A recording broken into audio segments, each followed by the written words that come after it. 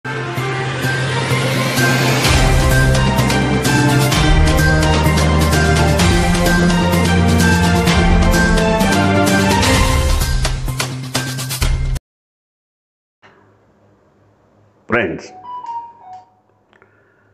ఆంధ్రప్రదేశ్లో మెడికల్ కాలేజీలకు సంబంధించి అనేక రకాల అంశాలు తెర మీదకి వస్తున్నాయి.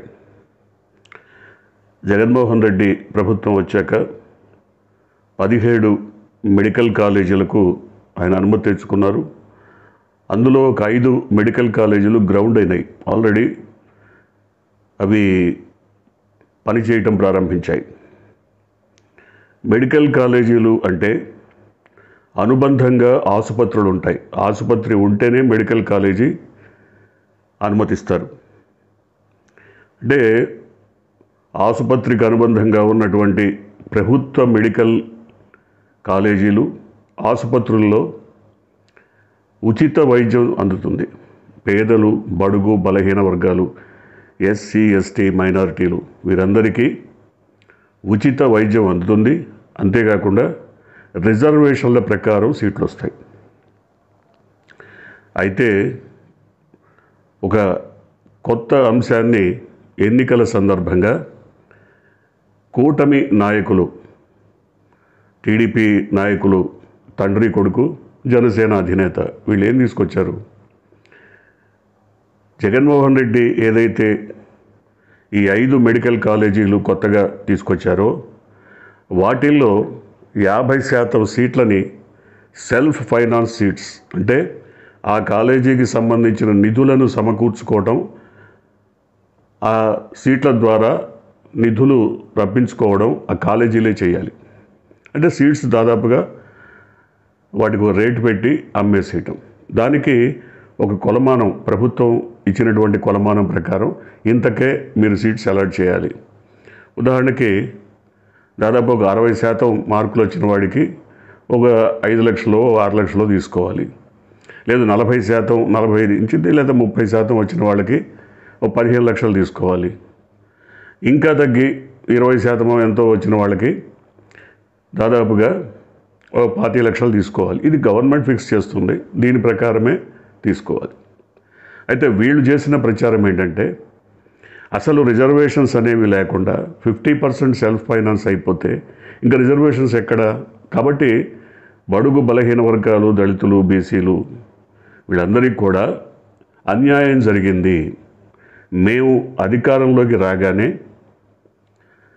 100 రోజుల లోపల ఆ జీవోను ఉపసంహరిస్తాం, ఈ సెల్ఫ్ ఫైనాన్స్ అనేది తీసేస్తాం, రిజర్వేషన్స్ ప్రకారం, కోటాల ప్రకారం అందరికీ సీట్లు ఇస్తాం. దీని మీద ఇటీవల తాజాగా ఒక కేసు ఫైల్ అయింది హైకోర్టులో. ప్రభుత్వం ఏం చెప్పింది? కొత్త ప్రభుత్వం, కూటమి ప్రభుత్వం, జగన్మోహన్ రెడ్డి ఏదైతే అనుసరించారో అదే విధానాన్ని మెడికల్ కాలేజీల విషయాల్లో అనుసరించబోతున్నామని స్పష్టంగా హైకోర్టుకు తేల్చి చెప్పింది. అంటే ఎక్కడ మార్పు లేదు, మేము వచ్చిన 100 రోజుల్లో మార్చేస్తామన్నది లేదు, అదే విధానం అమలు చేస్తారు. ఇక్కడ ఏం జరుగుతోంది? అంతకుముందు ప్రభుత్వం తరపున, అంటే ప్రభుత్వ మెడికల్ కాలేజీలు 13 ఉన్నాయి. కొత్తగా జగన్మోహన్ రెడ్డి తీసుకొచ్చినవి 5. ఈ 5 మెడికల్ కాలేజీలకి సంబంధించి 750 సీట్లను ఆయన అనుమతి తెచ్చుకున్నారు. అంటే centrally sponsored scheme, CSS scheme కింద 750 సీట్లను తెచ్చుకున్నారు. అంటే దానివల్ల ఏం జరుగుతుంది? వీళ్ళు ఏదైతే సెంట్రల్ గవర్నమెంట్ నిర్వహిస్తున్నటువంటి పరీక్ష ద్వారా ఎంపికైన వాళ్ళకి 15% సీట్లు ఇచ్చేసేయాలి. సెంట్రల్ గవర్నమెంట్ ఒక జాతీయ స్థాయిలో పరీక్ష నిర్వహిస్తుంది, దాని ద్వారా ఎంపికైన వాళ్ళకి ఇచ్చేసేయాలి.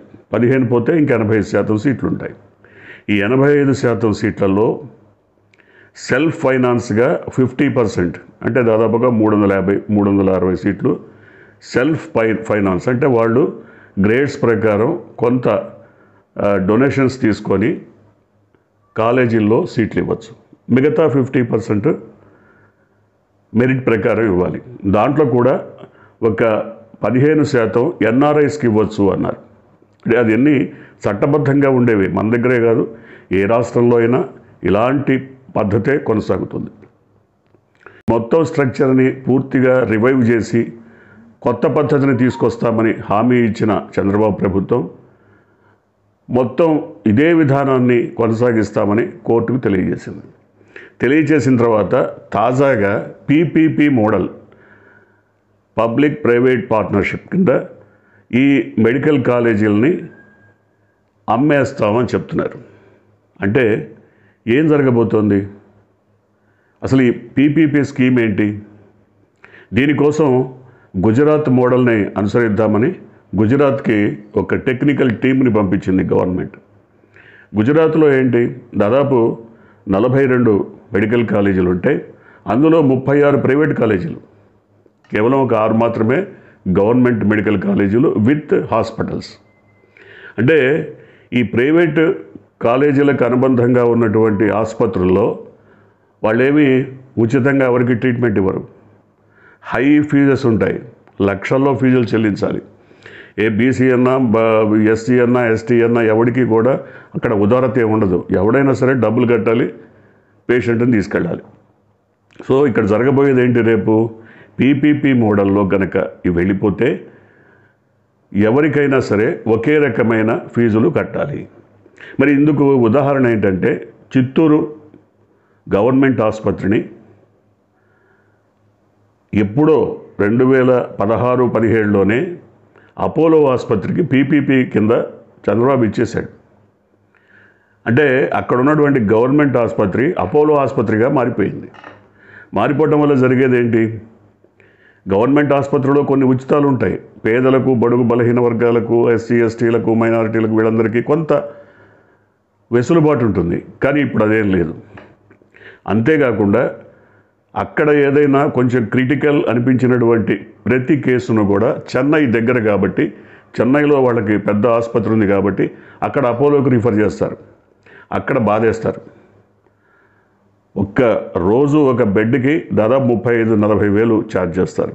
ఒక్క విజిట్ డాక్టర్ ఇట్లా వచ్చి చూసిపోయినందుకు దాదాపు ఒక 2,000-3,000 ఛార్జ్ చేస్తారు. మెడిసిన్స్ అన్నీ వాళ్ళ దగ్గరే తీసుకోవాలి, వాళ్ళ ఫార్మసీలో. బయట మనం మెడిసిన్స్ తీసుకుంటే 30% కన్సెషన్ ఉంటుంది, కానీ అక్కడ ఉండదు.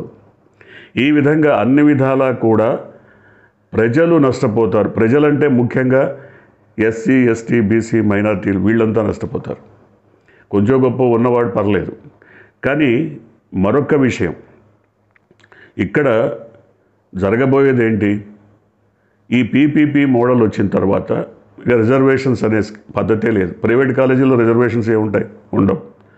రెండో విషయం, ఇప్పుడు ఏదైతే ఆంధ్రప్రదేశ్లో రాజీవ్ ఆరోగ్యశ్రీ లేదా వైఎస్ఆర్ ఆరోగ్యశ్రీ ఏదైనా సరే కొనసాగుతోందో దాన్ని తీసేస్తారు. దాన్ని తీసేయటం ద్వారా జరిగేది ఏంటి అంటే, బిలో మిడిల్ క్లాస్, ఎగువ మధ్యతరగతి కంటే దిగువ మధ్యతరగతి వాళ్ళు, బడుగు బలహీన వర్గాలు, బిలో పావర్టీ లైన్ ఉన్నవాళ్ళు, పేదలు, వీళ్ళందరికీ అందుతున్నటువంటి ఆరోగ్యశ్రీ పోతుంది. మరి ఏమొస్తుంది? కేంద్ర ప్రభుత్వం తీసుకొచ్చినటువంటి ఆయుష్మాన్ భవ ఈ స్కీమ్ కింద మరి రాజీవ్ ఆరోగ్యశ్రీని ఎత్తేసి, ఆరోగ్యశ్రీని కంప్లీట్గా ఎత్తేసి ఆయుష్మాన్ భవన్ తీసుకొస్తారు. ఆయుష్మాన్ భవలో ఏంటి ఉండేది? ఆయుష్మాన్ భవలో బిలో పావర్టీ లైన్ అంటే ఏడాదికి 1,50,000-2 లక్షలు ఆదాయం వచ్చేవాడికి మాత్రమే ట్రీట్మెంట్ ఇస్తారు. ₹1,00,000 వచ్చేవాడికి ఆదాయం, వాళ్ళ ఆ కుటుంబాన్ని గుర్తించి వాళ్ళకి ఈ ఆయుష్మాన్ భవ కింద వెసులుబాటు ఉంటుంది ట్రీట్మెంట్ తీసుకోవడానికి. మరి మిగతా వాళ్ళ పరిస్థితి ఏంటి? ఇక్కడ ఆరోగ్యశ్రీ కింద బిలో పావర్టీ లైన్ అంటే సంవత్సరానికి 4 లక్షలు 3 లక్షలు వచ్చేవాళ్ళు కూడా ఈ బిలో పావర్టీ లైన్లో ఉన్నారు కాబట్టి వాళ్ళకి ఆరోగ్యశ్రీ కింద కొంత వెసులుబాటు లభించింది. ఇప్పుడు ఆ స్కీమ్ కూడా ఎత్తేస్తారు. అసలు ఇదంతా ఎందుకు అంటే, ఉదాహరణకి నెల్లూరులో ఒక మెడికల్ కాలేజీ, ప్రైవేట్ కాలేజీ వస్తుంది. దాన్ని ఎవరికి ఇవ్వాలి? అక్కడ నారాయణ మెడికల్ కాలేజీకి ఇచ్చేస్తారు. ఇంకో చోట చిత్తూరులో అపోలోకి ఇచ్చేస్తారు. ఇట్లా ఈ ప్రైవేటు మెడికల్ కాలేజీల వాళ్ళంతా కూడా, ఈ గ్రూపులన్నీ కూడా ఈ గవర్నమెంట్ ఆసుపత్రులు వాళ్ళకి చెందటం వల్ల కొంత లబ్ధి టీడీపీకి నేరుగా ముట్ట చెప్తారా, లేదా ఆ ప్రభుత్వాన్ని నడిపే వాళ్ళకి ముట్ట చెప్తారా? ఏదో కొంత లబ్ధి అయితే ఉంటుంది. ఎందుకంటే అప్పనంగా అసలు ఏ ఖర్చు లేకుండా, రూపాయి ఖర్చు లేకుండా ఈ ప్రైవేటు మెడికల్ కాలేజీలకి గవర్నమెంట్ కాలేజీలు వచ్చేస్తున్నాయి, అనుబంధ ఆసుపత్రులు వచ్చేస్తున్నాయి. సో ఈ రకంగా మొత్తం మీద చూస్తే పీపీపీ మోడల్ కనుక వస్తే మొట్టమొదటి జరిగేది పేదలు, బడుగు, బలహీన వర్గాలకి కంప్లీట్గా రిజర్వేషన్స్ ఉండవు. ప్రైవేట్ కాలేజీలో రిజర్వేషన్స్ ఉండవు ఒకటి. రెండోది ఫీజు స్ట్రక్చర్ కూడా ఇంతకుముందు జగన్మోహన్ రెడ్డి ప్రవేశపెట్టిన ఫీజు స్ట్రక్చర్ కంటే ఇబ్బడి ముబ్బడిగా పెంచవచ్చు. ఇక మూడో విషయం, ఈ ఆరోగ్యశ్రీ పథకం కంప్లీట్గా పోతుంది. ఆయుష్మాన్ భవ దీని స్థానంలో వస్తుంది. ఇప్పటికే కేంద్ర మంత్రులుగా ఉన్నవాళ్ళు, తర్వాత టీడీపీకి చెందిన నాయకులు చెప్తున్నారు, రాజీవ్ ఆరోగ్యశ్రీ ఇలాంటివన్నీ ఎత్తేస్తాం, ఆయుష్మాన్ భవ తీసుకొస్తామని. అసలు ఇట్లాంటి ఈ ప్రైవేటైజేషన్ అంటే పబ్లిక్ రంగ పరిశ్రమల్ని కానీ, పబ్లిక్ రంగంలో ఉన్నటువంటి వ్యవస్థల్ని కానీ ప్రైవేటు పరం చేయటంలో ఈ భారతదేశంలోనే పేరెన్నిక గన్న వ్యక్తి చంద్రబాబు నాయుడు. ఎందుకంటే 94 నుంచి ఆయన కాలంలో అంటే 2004 వరకు ఆయన చేసిన మొత్తం పరిపాలనలో తెలంగాణలో ఘోరమైనటువంటి నష్టాలు చవి చూసామని ప్రజలందరూ కూడా తిరస్కరించారు. ఎస్, నిజాం షుగర్ ఫ్యాక్టరీ కానీ, అట్లాగే పాలేరు షుగర్ ఫ్యాక్టరీ కానీ, చాలా షుగర్ ఫ్యాక్టరీలు కానీ, ఐడిపిఎల్ కానీ, చాలా ప్రభుత్వ రంగ సంస్థలనే ఆయన ప్రైవేట్ పరం చేశారు. వాళ్ళంతా కూడా ఉడికిపోయారు కార్మికులు. ఏంటి ఈ రకమైన ప్రైవేటైజేషన్ చేస్తే వాళ్ళకి ఏదన్నా కొంచెం నష్టం వచ్చింది అనుకుంటే మూసేస్తారు, కానీ పబ్లిక్ సెక్టార్లో మూసేయడానికి లేదు. నష్టం ఉంటే ప్రభుత్వం ఫైనాన్స్ చేసి నడిపించాలి, కానీ ప్రైవేటైజేషన్లో వాళ్ళకి ఏదైనా కొద్దిగా ఇబ్బంది అనిపిస్తే మూసేస్తారు. ఇప్పుడు అదే జరిగింది. తెలంగాణలో 30-40 సంస్థలు, ప్రెస్టీజియస్ సంస్థలు అన్నీ కూడా మూతబడిపోయి వేలాది మంది కార్మికులు రోడ్డున పడ్డారు. వీళ్ళందరూ కూడా ఎస్సీ, ఎస్టీ, బీసీ మైనారిటీలే. సో వీళ్ళందరూ అక్కసు, వీళ్ళందరి కోపం, ఆవేశం తెలంగాణ ఉద్యమం రూపంలో వచ్చింది. అందువల్లనే తెలంగాణ ఉద్యమం అంతగా ఉవ్వెత్తున ఎగసిపడి ఎంతమంది తిరస్కరించినా, ఎన్ని తిరస్కరణలు జరిగినా, అప్పట్లో కమ్యూనిస్టు పార్టీలు అయితే ఆయన ప్రపంచ బ్యాంకు జీతగాడిగా పేర్కొంటూ పుస్తకాలు విడుదల చేశాయి, ప్రపంచ బ్యాంకు ఏజెంట్గా పేర్కొన్నాయి. అంతేకాదు ప్రైవేటైజేషన్ని పూర్తిగా అమలు చేసినటువంటి, ఎంతమంది ఎన్ని చెప్పినా అమలు చేసినటువంటి వ్యక్తి చంద్రబాబు నాయుడు. అంతేకాకుండా అసలు గవర్నమెంట్ ఉద్యోగాలను పూర్తిగా తగ్గించి తాత్కాలిక వేతనం మీద క్యాజువల్ లేబర్గా చాలామందిని ఎంప్లాయీస్ని తీసుకున్నటువంటి వ్యక్తి చంద్రబాబు నాయుడు.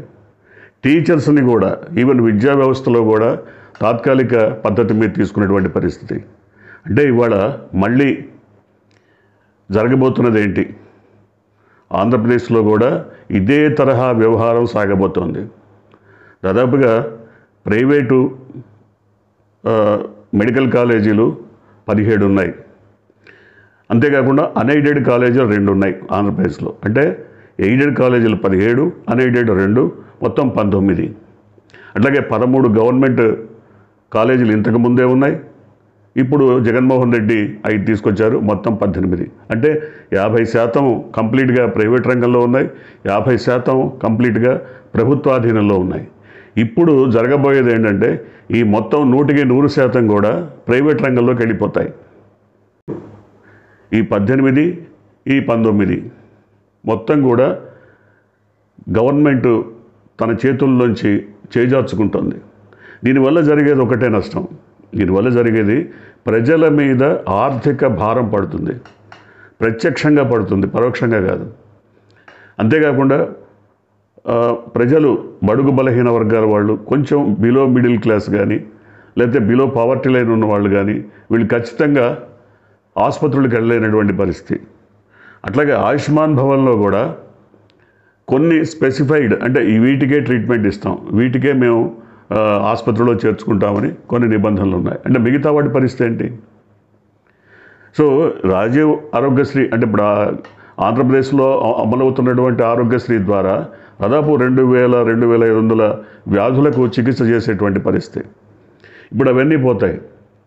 అంటే మొత్తం మీద తెర వెనక ఏదో ఒక పెద్ద కుంభకోణం జరుగుతోంది, కుట్ర జరుగుతోంది. ఈ విషయాలన్నిటినీ బయటకు వస్తే, బయటకు తెలిస్తే, ప్రజలకు అర్థమైతే ఒక పెను ఉప్పెన లాగా ఉద్యమించే పరిస్థితి ఉంటుంది. ఎందుకంటే తెలంగాణలో అదే జరిగింది. తెలంగాణలో పబ్లిక్ రంగ సంస్థలన్నింటినీ దాదాపు ప్రైవేట్ పరం చేసి ఏదో గోకరాజ్ గంగరాజ్కో లేకపోతే ఇంకో నామా నాగేశ్వరరావుకో ఇంకోళ్ళకో మొత్తం కట్టబెట్టినటువంటి పరిస్థితి. సో వాళ్ళు కొన్ని సంస్థల్ని మూసేశారు, మాకు పెద్ద లాభాలు లేవని. అదే లాభం ఉన్నా లేకపోయినా ప్రభుత్వం దాదాపు 25-30 సంవత్సరాల పాటు నడిపినటువంటి పరిస్థితి. సో అందువల్ల పబ్లిక్ రంగ సంస్థలన్నింటినీ ప్రైవేటు పరం చేసే ఎత్తుగడలో భాగంగా పీపీపీ మోడల్ని అమలు చేయబోతున్నారు. తద్వారా ప్రజలు, ముఖ్యంగా పేదలు, బడుగు బలహీన వర్గాలు ఖచ్చితంగా నష్టపోవటం ఖాయం. దీని మీద మరి పేదలు, బడుగు బలహీన వర్గాలకు సంబంధించినటువంటి నేతలు ముఖ్యంగా వాళ్ళు ఏం చేయబోతున్నారు? మేము పేదల కోసమే పుట్టుకొచ్చామని చెప్తున్నటువంటి నేతలు వాళ్ళు ఏం చేయబోతున్నారు? చూడాలి ఏం జరగబోతుందో.